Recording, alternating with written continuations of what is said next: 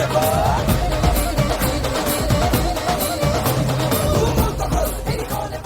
Swami ji, relax relax. चोर बाजार की एक दुकान जो कुछ दिन पहले भूकंप में गिर गई थी, उस दुकान के मालिक कांजी लाल जी मेहता ने भगवान पर केस किया है। इस बात को लेकर देखिए जनता का आक्रोश। स्वामी जी रिलैक्स, ये केस कोर्ट में एक्सेप्ट ही नहीं होगा, ट्रस्ट मी। अब सब कुछ मुझ पे छोड़ दीजिए, आपको यहाँ तक कोर्ट में आने की जरूरत भी नहीं है। रिलैक्स। कृष्णाय वासुदेवाय देवकी नंदनाय च नंद गोप कुमाराय गोविंदाय नमो नमः।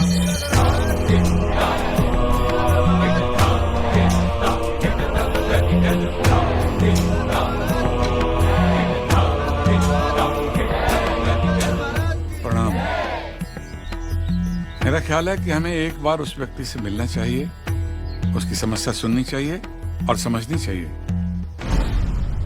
जी मैम।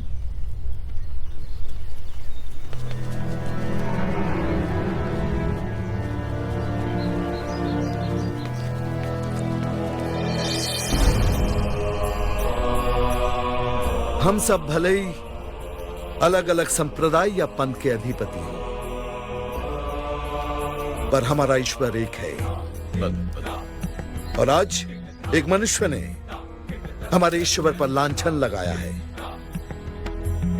यह हमारी व्यक्तिगत लड़ाई नहीं है, पर हर उस मनुष्य की है जिसे ईश्वर पर श्रद्धा है।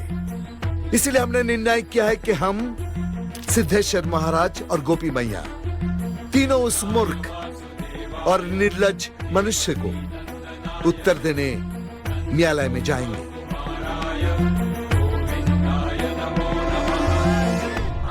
यस, इट्स अ डेमोक्रेसी जहां सब लोग एक समान होते हैं, यहाँ तक कि भगवान भी। इस हाई कोर्ट के कटघरे में जहाँ बड़े बड़े मुजरिम खड़े रहते हैं, आज भगवान को भी खड़ा रहना पड़ेगा। Strange but true. मैं अब भी कहती हूँ, एक बार फिर सोच लीजिए। सोच लिया है सुशीला। आज इस केस की पहली तारीख है और आज अदालत ये तय करेगी कि ऐसा केस एक्सेप्ट हो भी सकता है या नहीं।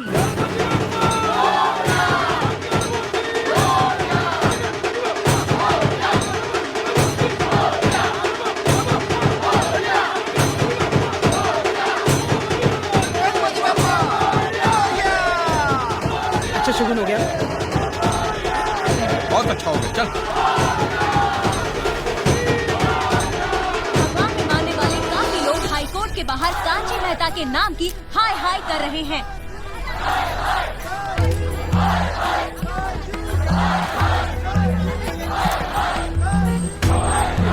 कांजी मेहता की बेबुनियाद नोटिस का जवाब देने के लिए बड़े बड़े धर्म गुरु भी कोर्ट में आए हुए हैं। कोर्ट रूम में भी काफी कम लोगों को एंट्री दी जा रही है।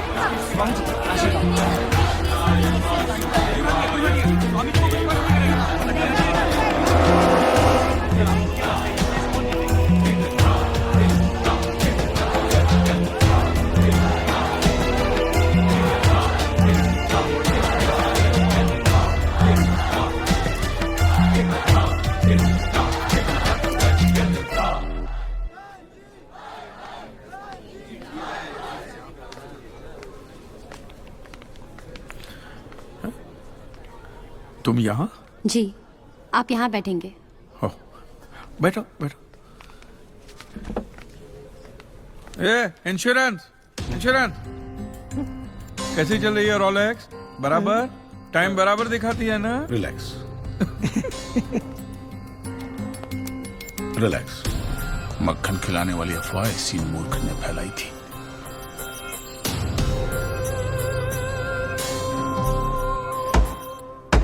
All rise. हे कांजू,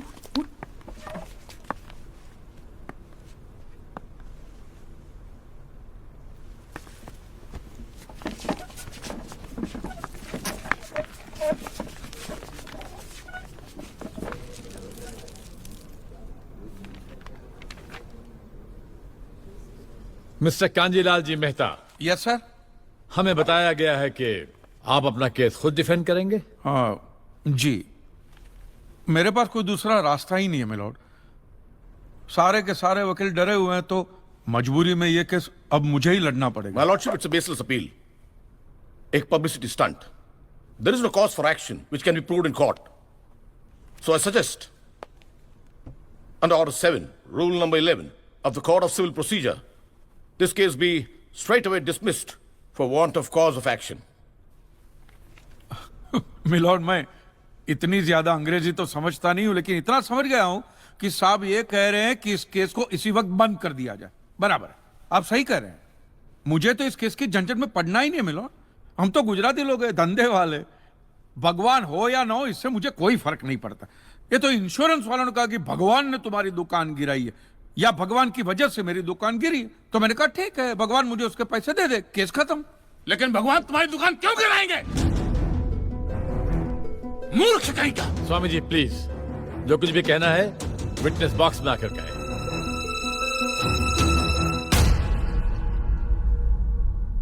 एतस्य पातिकीं क्षम्यताम्, एतस्य पातिकीं क्षम्यताम्। ईश्वर इसके पापों को क्षमा करे। भगवान तुम्हारी दुकान क्यों गिराएंगे? मैं भी तो वही कह रहा हूं, भगवान मेरी दुकान क्यों गिराएंगे? उनको तो बहुत और भी इंपॉर्टेंट काम होते होंगे। तो आप ये इंश्योरेंस वालों से कह के मेरे पैसे दिला दीजिए, बात खत्म हो जाती है। इंश्योरेंस कंपनी भी आपके पैसे क्यों दे? इंश्योरेंस के टर्म्स एंड कंडीशंस पर आपकी साइन है। Exhibit number 1 sir. बस तो मिलोड, फिर मुझे भगवान को ही पकड़ना पड़ेगा। तो फिर बुलाइए वो राम जी, शिव जी, गणपति, जिससे भी आपकी पट्टी कीजिए। हड़गुम्बा पड़गुम्बा तांडव बिंडो करके उधर। मूर्ख! मोक्ष की प्राप्ति होती है तभी भगवान मिलते हैं। तेरे जैसे तुच्छ मनुष्य के लिए भगवान धरती पर नहीं आएंगे। होंगे तो आएंगे ना महाराज। अरे क्या इतना लाखों का टर्नओवर है आपको, और थोड़ा ही सेटलमेंट करना है, कर दीजिए। मैं तो कैश डिस्काउंट भी दूंगा। ये सच। I object my lord. भगवान की सेवा कार्य को धंधा कह रहे मिस्टर कांजी, बिजनेस? हाँ, ये बिजनेस ही है मिलोड, बिल्कुल बिजनेस है ये। किसी भी धर्म स्थल पे जाइए तो सबसे पहले पार्किंग का पैसा दो, फिर वो छोटी लाइन, स्पेशल लाइन में खड़े रहने का पैसा, फिर फूल, चद्दर, कैंडल खरीदने का पैसा, और दान पेटी बिल्कुल मूर्ति के सामने ही रखते, जैसे सर झुका पैसा डालना पड़ता है। और ये लोग तो भगवान के प्रसाद के लड्डू का भी पैसा लेते हैं मिलोड। जिस तरह म्यूजियम में मोम का पुतला दिखाकर पैसे लिए जाते, बस मंदिर में पत्थर का पुतला दिखाकर पैसे ले लेते। और पुजारियों की तो सैलरी भी होती है, इनकी छोटी है, उनकी बड़ी है। और आपको तो इनकम टैक्स में भी बेनिफिट है कि नहीं है? तो फिर इसमें सेवा कहां से है? और मिलोड, ये तो ऐसा धंधा है जिसमें कभी भी रिसेशन नहीं आता। नहीं, उल्टा रिसेशन में तो इन लोगों का धंधा डबल हो जाता है। हे भगवान, भाई भगवान, हो भगवान। रिलैक्स। चलो मान लीजिए कि ये लोग धंधा करते हैं, फिर भी आपको पैसा क्यों दे? इंश्योरेंस में आप प्रीमियम भरते, इसलिए आप इंश्योरेंस से पैसे मांग सकते हैं, लेकिन मंदिर वाले आपको पैसा क्यों दे? क्योंकि मैंने इनके मंदिरों में भी प्रीमियम भरे हैं महाशय। What nonsense! ये मुझे विश्वास था, आप मेरी बात का विश्वास नहीं करेंगे, इसलिए मिलोड में सारे प्रूफ साथ लेकर ही आया। ये देखिए, ये सब रिसीट मिलोड उस प्रीमियम की है जो मैं पिछले 18 सालों से भरते आ रहा हूं, मेरी वाइफ के कहने की वजह से। ये देखिए, पहला प्रीमियम मैंने भरा था 1501 रुपये का। साउथ में बहुत बड़ा मंदिर है, उसमें मैंने पैसे भरे थे। देखिए, फिर ये देखिए, हर साल 1000 रुपए भर रहा हूं आपके गणपति के स्टॉल में। देखिए, उसे स्टॉल नहीं मंडप कहते हैं। मिलोड, वो मेरी सासू माँ बीमार रहती थी, तो मंदिर वालों ने कहा कि 11,000 रुपया दो, पूजा कराओ, फिर देखो। तो पूजा कराई और सासू माँ टपक गई। चलो वो तो अच्छा हो, लेकिन 11,000 भी गए। वो एक भी रुपया रिफंड का नहीं दिया उन्होंने मुझे। फिर ये देखिए, ये मस्जिद का चंदा, दरगाह की चद्दर, चर्च की कैंडल, फकीर की झोली, बाबा की अगरबत्ती, माँ की चुंदड़ी, टोटल में 10-10.5 लाख रुपया इन सारी दुकानों में भर चुका हूं। बस! क्या दुकान लगा रखा है? इसे मंदिर कहते हैं, मंदिर! और मंदिर में लोग अपने परिवार की शांति और समृद्धि के लिए अपनी इच्छा से पैसा देते हैं। तो मैंने भी मेरे परिवार की शांति और समृद्धि के लिए ही पैसे भरे थे महाराज, कोई गन्ना चूसने के लिए इन्वेस्ट नहीं किए थे। लेकिन आपके भगवान ने मेरी शांति उखाड़ के फेंक दी, क्योंकि भूकंप तो मिलोट सिर्फ भगवान ही ला सकते, इंसान के बस की तो बात है ही नहीं। तो मुझे बताइए, मेरा हक नहीं बनता भगवान से पैसे वसूलने का? मिस्टर कांत जी, आपका झगड़ा भगवान से है ना, तो डायरेक्ट भगवान से पैसे मांग लीजिए ना, मंदिरों के पास क्यों मांग रहे हैं? वकील साहब, आपके घर में बिजली या इलेक्ट्रिसिटी कौन सी कंपनी की आती है? रिलायंस रिलायंस की ना। तो घर में जब कभी भी बिजली का प्रॉब्लम होता है तो आप रिलायंस की ऑफिस में ही फोन करेंगे ना, सीधे अनिल अंबानी को तो नहीं बुलाएंगे ना। अनिल भाई आओ लाइट गई, अनिल भाई आओ लाइट गई। साइलेंस। आप कहना क्या चाहते हैं? What do mean? ये जो साधु यहाँ है, ये जो पंडित जी यहाँ है, ये क्या भगवान के ऑफिसर्स है? नहीं, ये लोग ऑफिसर्स नहीं है भाई। ऑफिसर तो पढ़े लिखे लोग होते हैं, ये लोग तो देखो मुंह देखो, सेल्समैन है मिलोड, सेल्समैन। ये भगवान के कलेक्शन एजेंट है, क्योंकि इन्होंने भगवान की फ्रेंचाइजी ली। न्यायाधीश महोदय, ये मनुष्य नास्तिक है। जो ये कह रहा है उसका ज्ञान स्वयं से नहीं है, परंतु हम तो साधु हैं, इसे क्षमा कर देते हैं। लेकिन इस अधम पाप के लिए दुनिया इसे कभी माफ नहीं करेगी। तेरा घर से निकलना कठिन हो जाएगा अगर भगवान के विरुद्ध कुछ भी कहा तूने। मैया मोरी, ये आपको मेरी चिंता हो रही है कि मिलोड के सामने मुझे चेतावनी दे रही हैं? हमें जीव मात्र की चिंता है। तो फटाफट पैसे निकाले, बात खत्म कीजिए फिर। My Lord, this is enough. ये डोनेशन रिसीट्स है, जनरल सबमिशन। भगवान और मेरे क्लाइंट के बीच कोई एजेंसी एग्रीमेंट नहीं है। कांत जी बेतु की बात कर रहे हैं, इतनी छोटी सी बात के लिए भगवान पर केस नहीं हो सकता। छोटी बात मिलोड, ये छोटी बात नहीं है। वो दुकान मेरा सब कुछ है, मेरी रोजी रोटी, मेरे बीवी बच्चों का सहारा वो दुकान है। और एक एक रुपया जोड़ के दिन रात की मेहनत के बाद मैंने वो दुकान बनाई थी। आज वहां पे सिर्फ जमीन का टुकड़ा रह गया है, वो भी कोई लेने को तैयार नहीं है।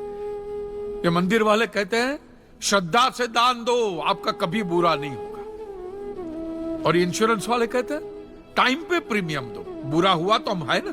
तो मैंने तो दान भी दिया है मिलोड, और प्रीमियम भी भरे, और आज दोनों के दोनों ने हाथ ऊपर कर लिए। मैं एक मामूली आदमी, मिडिल क्लास मैन, मेरा परिवार, मेरे बीवी बच्चे रास्ते पे आ जाएंगे। नहीं मिलोड, आपको मेरी बात इस अदालत में रखने का मुझे मौका देना ही चाहिए, और भारत का संविधान भी मुझे मेरी बात इस अदालत में रखने का हक देता है। Please milord.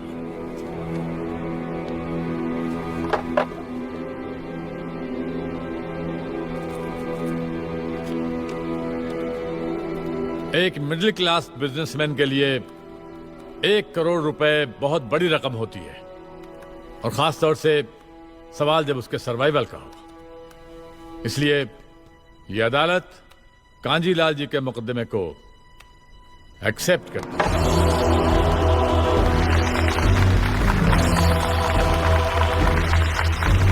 साइलेंस।